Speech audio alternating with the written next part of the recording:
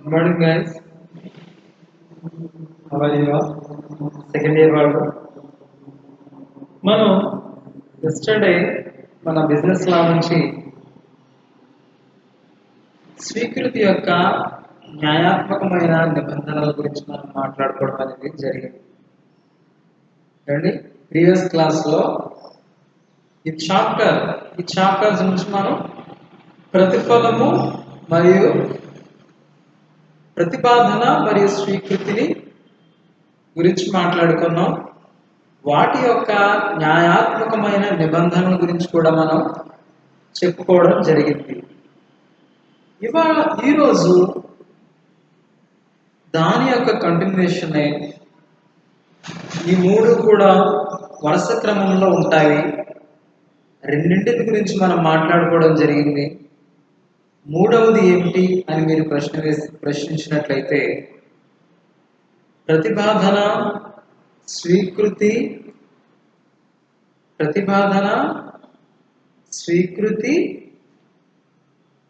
ప్రతిఫలము ఈ మూడు కూడా ఒక వరుస క్రమంలో ఉంటాయండి. అంటే ఒక వ్యక్తి ఒక ఆఫర్ను తన యొక్క ఉద్దేశమును ప్రతిపాదన చేస్తాడు ఇతరులకు. ఆ విధముగా ప్రతిపాదన చేసినప్పుడు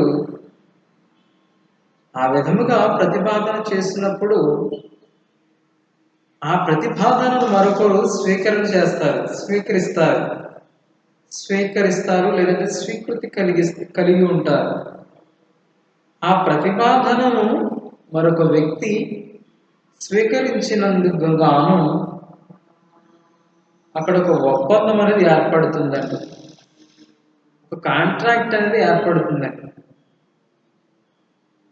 అలాగా ఒక ఒప్పందం ఏర్పడినప్పుడు, ఒక కాంట్రాక్ట్ అనేది ఏర్పడినప్పుడు మనకు వచ్చేటువంటి దానిని మనం ప్రతిఫలము అంటామండి. ఆ ప్రతిఫలము అనే దానిని మనం కన్సిడరేషన్ అని పిలుస్తాం.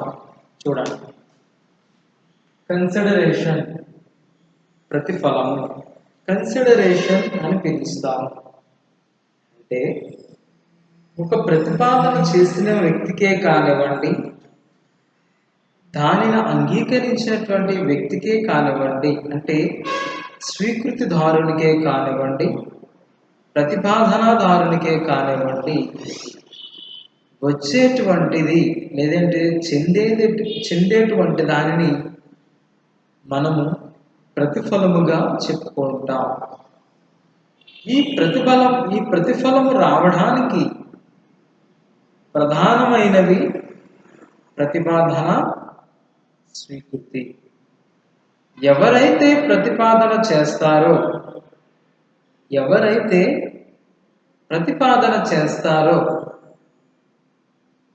ఫలానా ఏ అనేటువంటి వ్యక్తి ఒక వస్తువుని గురించి లేదా ఒక సంస్థను గురించి లేదా సమ్ ఎసెట్, స్థిరాస్తి అయినా అవ్వచ్చు, చరాస్తి అయినా అవ్వచ్చు, వాటిని గురించి ఒక ప్రతిపాదనను ఫలానా బి అనే వ్యక్తికి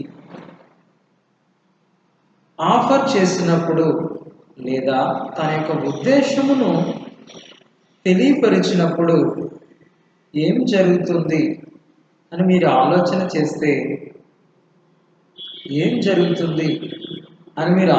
చేస్తే ఆ ప్రతిపాదన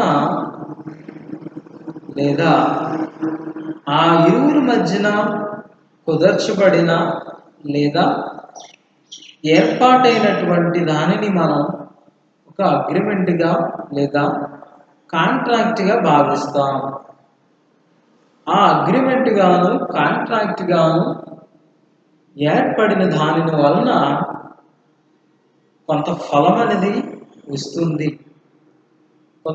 కొంత ప్రతిఫలం అనేది ఇరు పార్టీలకు లభ్యమవుతుంది. అంటే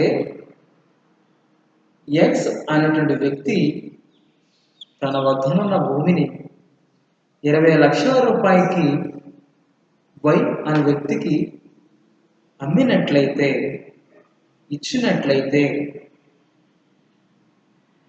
ఈ ఎక్స్ అనేటువంటి వ్యక్తికి 20 లక్షల రూపాయలు అంటే నగదు రూపంలో ప్రతిఫలం వస్తుంది. ఈ వై అనేటువంటి వ్యక్తికి 20 లక్షల రూపాయలు విలువ చేసే భూమి వెళుతుంది. అంటే భూమి రూపంలో ప్రతిఫలం వస్తుంది. అంటే నా యొక్క ఉద్దేశము లేదంటే నా యొక్క విస్తరణ ఏమై ఉంటుంది మీరు ఆలోచన చేస్తే, ప్రతిపాదన, స్వీకృతి, ప్రతిఫలము. ప్రతిపాదన, స్వీకృతి, ప్రతిఫలము. ఈ మూడు కూడా వరుస క్రమంలో ఉంటాయండి.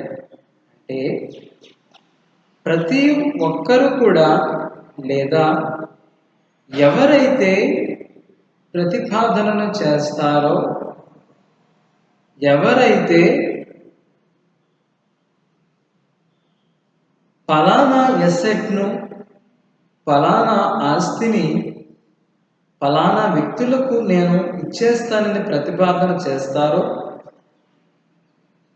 అంటే ఆఫర్ చేస్తారో, దానిని యాక్సెప్ట్ చేసేటువంటి వ్యక్తి లేదా స్వీకరించేటువంటి వ్యక్తి, స్వీకృతిదారుడు దానిని స్వీకరించినప్పుడు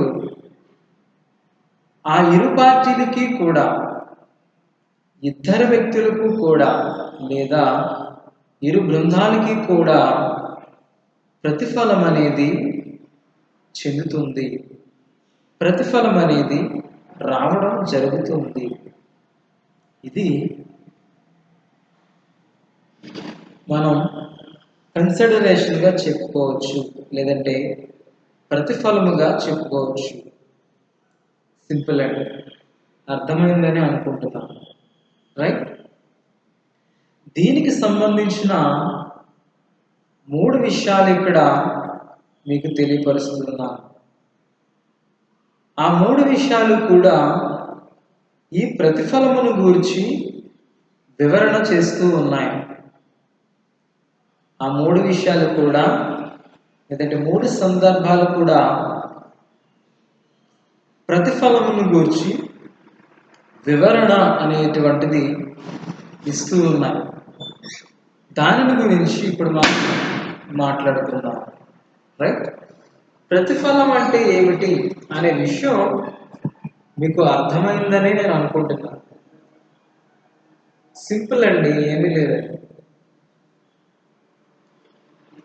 ఒక మోటార్ బైస్కిల్ని లేదంటే మోటార్ సైకిల్ని, ఒక బైక్ని సెకండ్స్లో ఒక 40,000 రూపాయలకి ఏ అనే వ్యక్తి బి అనే వ్యక్తికి ఇచ్చేయడం జరిగింది. ఈ ఏ అనే వ్యక్తి నుంచి 40,000 రూపాయలు విలువ చేసేటువంటి ఒక బైక్, ఒక మోటార్ బైకు బి అనేటువంటి వ్యక్తి వద్దకు వెళ్ళిందండి. ఇక్కడ మీరు ఆలోచన చేసినట్లయితే ఇరుపక్షాల వారు లేదా ఇద్దరు కూడా ప్రతిఫలము పొందారని చెప్పవచ్చు. అది ఏ విధంగా అన్నది చాలా సులభంగా మనం చెప్పేయచ్చు.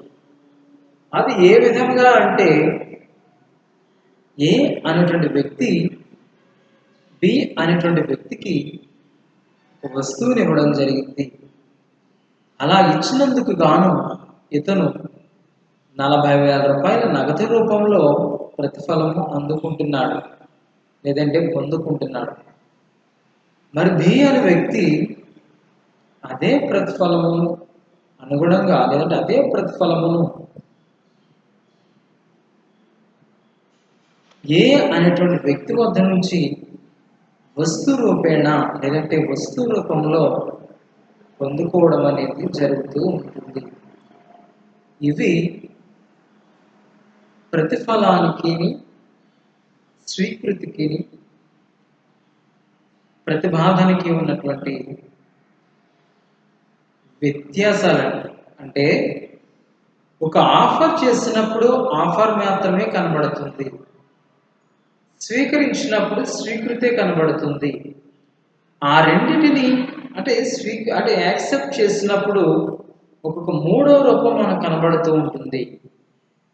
ఒక అగ్రిమెంట్ అనేది కుదర్చబడుతుంది, లేదంటే కాంట్రాక్ట్ అనేది కుదర్చబడుతుంది. దానిని మనము ప్రతిఫలముగా భావించవచ్చండి. ఎవరి మధ్య అయితే లేదా ఎక్కడైతే ఇరు పక్షాల మధ్య, రెండు పార్టీల మధ్య ఒప్పందం కుదర్చబడిందో, ఒప్పందం తెలియపరచబడిందో అక్కడ ప్రతిఫలం అనే దానికి చోటు ఉంటుందండి. ఒక వ్యక్తి యొక్క ఆఫర్ను మరొక వ్యక్తి యాక్సెప్ట్ చేస్తేనే అది అగ్రిమెంట్గా మారుతుంది. అది అగ్రిమెంట్గా మారినప్పుడే ప్రతిఫలము ఆ ఇరు పక్షాల వారు పొందుకోవడానికి అవకాశం అనేది ఉంటుంది. ఇది ప్రతిఫలమును గురించినటువంటి వివరణ.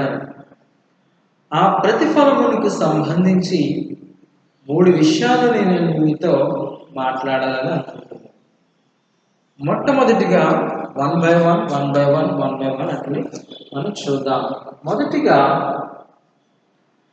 ప్రతిఫలము అంటే కన్సిడరేషన్. ప్రతిఫలము ఒక పనిని చేయుటకు ఉండవలెను. అంటే ఒక ఏ అనేటువంటి వ్యక్తి బి అనేటువంటి వ్యక్తితో నా ఇంటి వద్ద ఉన్నటువంటి గార్డెన్ను మా ఇంటి వద్ద ఉన్నటువంటి గార్డెన్ను నీవు శుభ్రపరచగలిగితే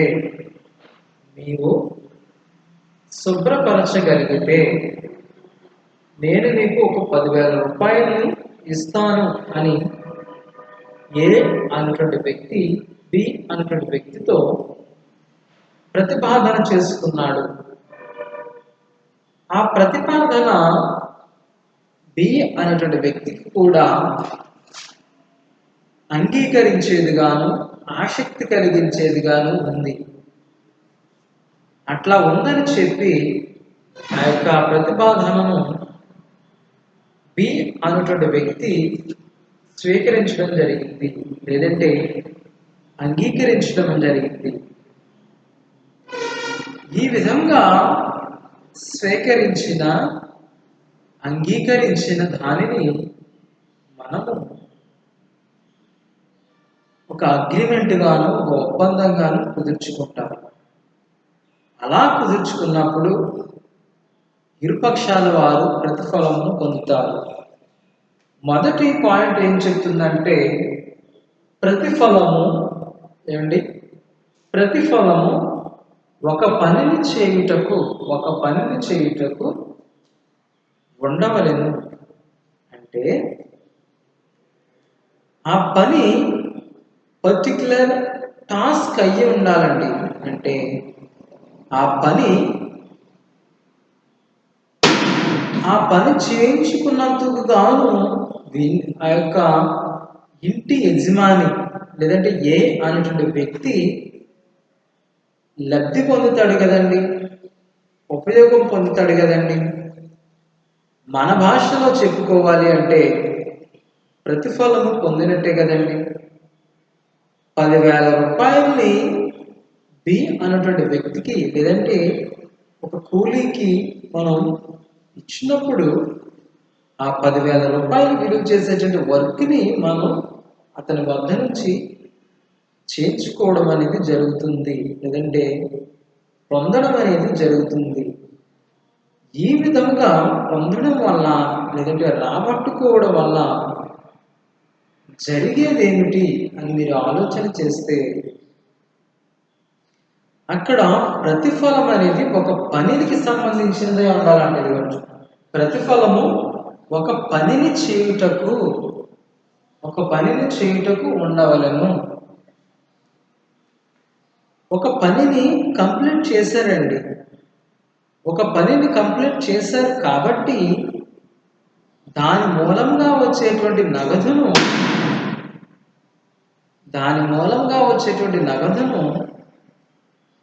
అవతల ఉన్న వ్యక్తి, బి అనే వ్యక్తి పొందుకుంటాడని.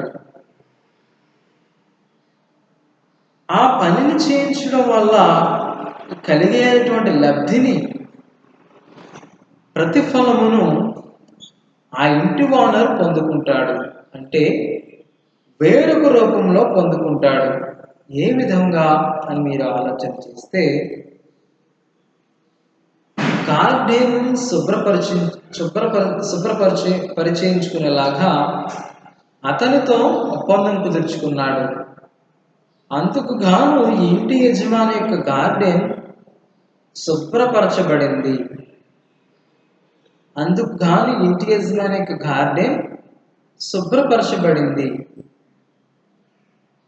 అందుకు గాను ప్రతిఫలముగా లేదా తగిన కష్టమునకు జీతముగా 10,000 రూపాయలను బి అనేటువంటి వ్యక్తికి ఇవ్వడం జరిగింది. ఈ ఇరువురు వ్యక్తుల మధ్య కుదిరినటువంటి ఒప్పందము ద్వారా, ఈ ఇరువురు వ్యక్తుల మధ్య జరిగినటువంటి సంభాషణాపరమైన అగ్రిమెంట్ ద్వారా ఇరుపక్షాల వారు ప్రతిఫలమును పొందుకోవడం మనం ఇక్కడ చూస్తూ ఉన్నాం. అది మొదటిది. రెండవదిగా చూసినట్లయితే ప్రతిఫలము ఒక పనిని మానవులకు సంబంధించి ఉండవలెను. మొదటి పాయింట్లోనేమో ప్రతిఫలము ఒక పనిని ప్రారంభించడానికి ఉండవలెను అంటున్నారు. రెండవ దానిలోనేమో ఒక పనిని ముగించడానికి సంబంధించవలసిందిగా ఉండవలెను అంటున్నారు. దేనిని? ప్రతిఫలమును. అంటే అర్థం ఏమిటి అని మీరు ఆలోచన చేస్తే, ఒక ఇద్దరి మధ్య ఒక కాంట్రాక్ట్ ఒప్పందం కుదర్చబడినది లేదా ఏర్పాటు చేయబడినది అని అనుకుందాం. అలా ఏర్పాటు చేసినందువలన లేదా కుదుర్చుకున్నందువల్ల ఒక పనిని ప్రారంభించారు. ఆ ప్రారంభించినటువంటి పని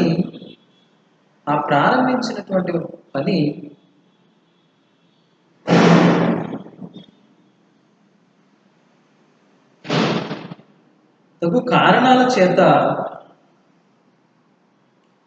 మానివేయడానికి దారితీసింది. ఎందుకంటే ఆ వర్క్ను ఆపేయడానికి దారితీసింది. ఆ వర్క్ను మానివేయడం వలన ఒప్పందంలో కుదుర్చుకున్నటువంటి కాంట్రాక్ట్ మేరకు అనుకున్నటువంటి పని జరిగినటువంటి లేదంటే జరిగినంత పని వరకు కూడా మనము ఆ పనికి సంబంధించిన అమౌంట్ను ఎవరికైతే మనం కాంట్రాక్ట్ ఇచ్చామో, ఎవరితో అయితే మనం కాంట్రాక్టును కుదుర్చుకున్నాం వారికి ఇవ్వవలసి ఉంటుంది లేదా ఇచ్చేయవలసి ఉంటుంది.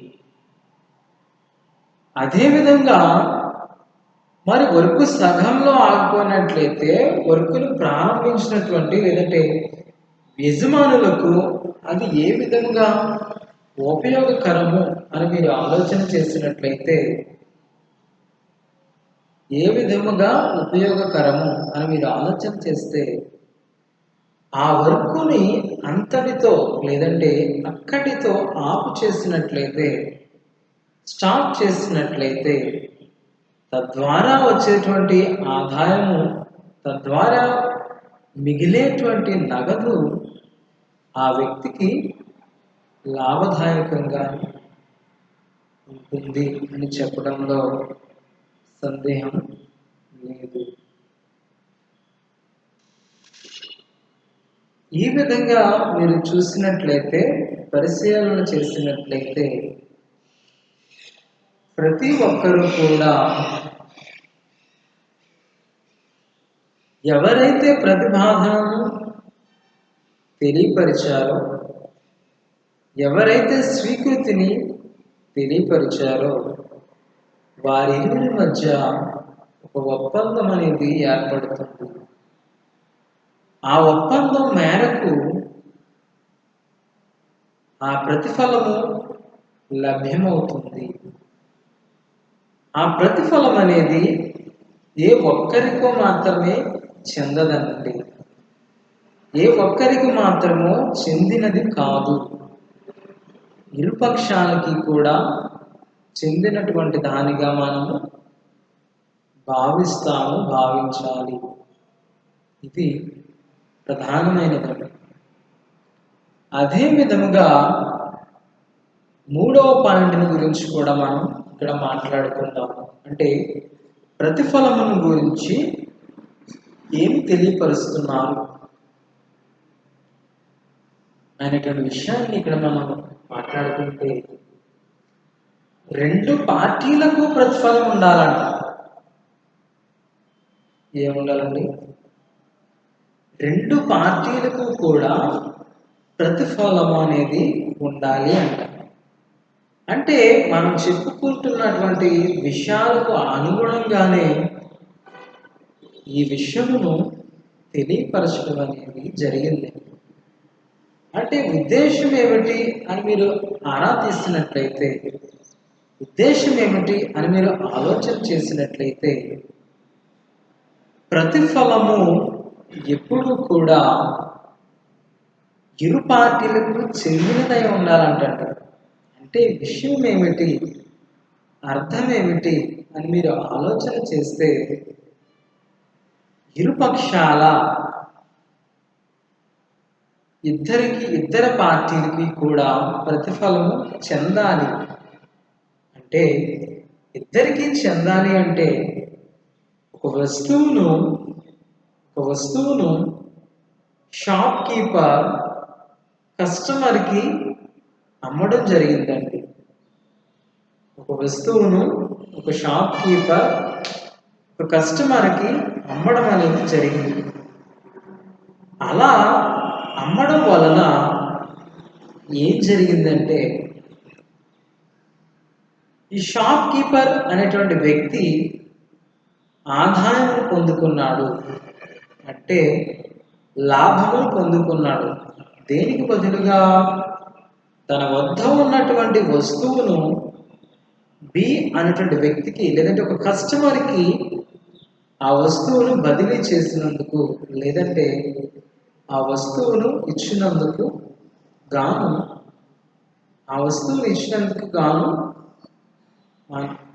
ఆ వ్యక్తి లాభం పొందుకోవడం అనేది మనం ఇక్కడ చూస్తూ ఉంటాం. అయితే ఇక్కడ మనం గమనించాల్సిన విషయం ఏమిటి అని మీరు ఆరాధిస్తే, ఇరుపక్షాల వారు ఇద్దరు కూడా లాభం పొందినట్లుగా, ప్రతిఫలం పొందినట్లుగా మనం చెప్పుకోవడం అనేది జరుగుతుందండి. ఇది ఈ విధంగా ప్రతిఫలం గురించినటువంటి వివరణ. దీనికి కూడా ప్రతిపాదన మరియు స్వీకృతులకు ఉన్నట్టు మాదిరిగానే న్యాయాత్మకమైన నిబంధనలు ఉంటాయండి. అవి కూడా మీకు తెలియచేయడం జరుగుతూ ఉంది. ఒక్కసారి 3 నోట్ చేసుకున్నట్లయితే, ఆ ప్రతిపాదనకు మరియు స్వీకృతికి సంబంధించిన న్యాయాత్మకమైన నిబంధనల గురించి కూడా మనం మాట్లాడుకోవచ్చు. ఒక్కసారి వీటిని నోట్ చేసుకోండి.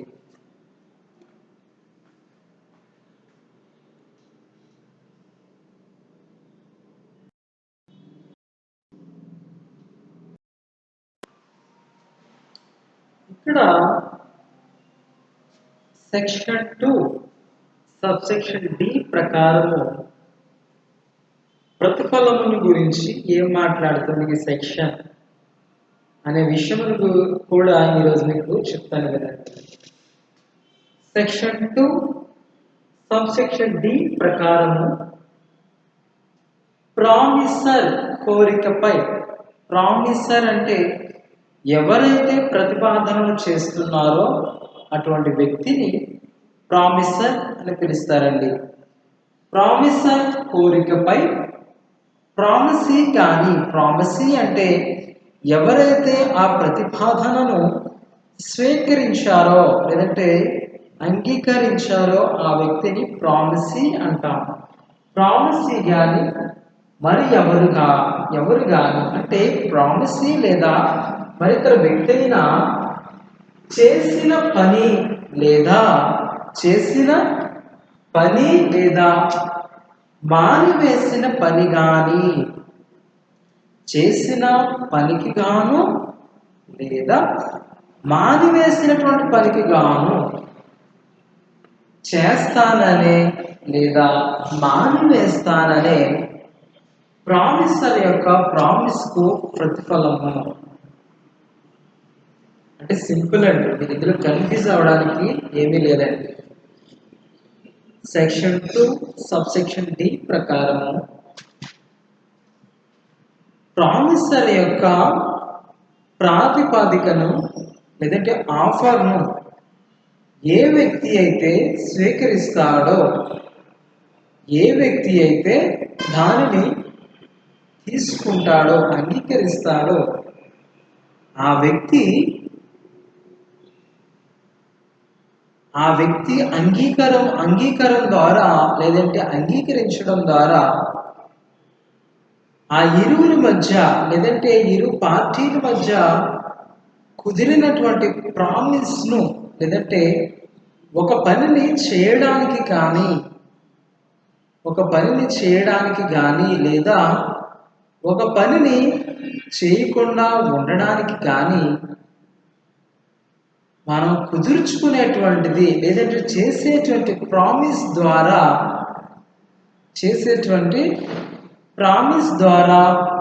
వచ్చేటువంటి ఫలమును లేదంటే వచ్చేటువంటి మనకి ఏదైనా లభ్యతను గురించి ప్రతిఫలము అని చెప్పడం జరుగుతుంది. అంటే సెక్షన్ 2 సబ్సెక్షన్ డి ప్రకారం ఒక ప్రామిస్ చేసినటువంటి ప్రామిస్ మేరకు వస్తువులను అంటే సేవలకు సంబంధించితే ప్రతిపాదన చేసినప్పుడు అవతల ఉన్నటువంటి వ్యక్తులు లేదంటే అవతల ఉన్నటువంటి వ్యక్తి ఆ ప్రామిస్ను లేదంటే ఆ అగ్రిమెంట్ను లేదా ప్రాతిపదికను యాక్సెప్ట్ చేసినందుకు, అంగీకరించినందుకు ప్రతిపాదనను స్వీకరించినందుకు వారి ఇరువురి మధ్య అంటే ఆ ప్రతిపాదన లేదంటే ఆ ప్రామిస్ దేనికి సంబంధించినదై ఉండాలి అని మీరు ఆలోచన చేస్తే ఆ ప్రతిపాదన లేదంటే ఆ ప్రామిస్ అనేదంట ఒక పనిని చేయడానికి లేదా ఒక పనిని మానివేయడానికి, చేస్తానని చెప్పడానికి లేదా మానివేస్తానని చెప్పడానికి. సింపుల్ అండి. ఆ వర్క్ని మానివేస్తాను అని చెప్పినప్పుడు ఇరుపక్షాలు ప్రతిఫలం పొందుకుంటారు. ఒక పనిని ప్రారంభించి చేసినప్పుడు ఇరుపక్షాలు కూడా ప్రతిఫలం పొందుకుంటారు. ఈ విధముగా ఒక ప్రతిపాదనను స్వీకరించేటువంటి స్వీకర్త దాన్ని స్వీకరించినప్పుడు వారి ఇరువురు మధ్య ఏర్పడినటువంటి ఒప్పందం ద్వారా, అగ్రిమెంట్ ద్వారా పొందే లాభమును ప్రతిఫలముగా చెప్పుకుంటాం. ఈ ప్రతిఫలము కూడా ఒక పనికి సంబంధించినదై ఉండాలి. ఒక పనిని ప్రారంభించడానికైనా అయి ఉండాలి, ముగించడానికైనా అయి ఉండాలి. మానివేయడానికైనా అయి ఉండాలి. అదేవిధంగా ప్రతిఫలము ఇరు పార్టీలు కూడా చెందినదై ఉండాలి. ఇది ప్రతిఫలము గురించినటువంటి వివరణ. దీని యొక్క న్యాయాత్మకమైన నిబంధనల గురించి మనం నెక్స్ట్ క్లాస్లో డిస్కస్ చేసుకుందాం. రైట్, అందరికీ కూడా క్లియర్గా అర్థమైందని నేను అనుకుంటున్నాను. ప్రతి ఒక్క అర్థం కాని పక్షాన నేనే మళ్ళా ఈ వీడియో క్లాస్ని డిలీట్ చేసి మరలా మీకు చెప్తాను తప్ప అర్థమైనట్టు చెప్పి మిమ్మల్ని ఇబ్బంది లేదు. మీకు క్లియర్గానే అర్థమవుతుంది, ఇబ్బంది ఏమీ లేదు. ప్రతి ఒక్కరూ అర్థం చేసుకోండి, సబ్జెక్ట్ నేర్చుకోండి. Right, thank you, take care.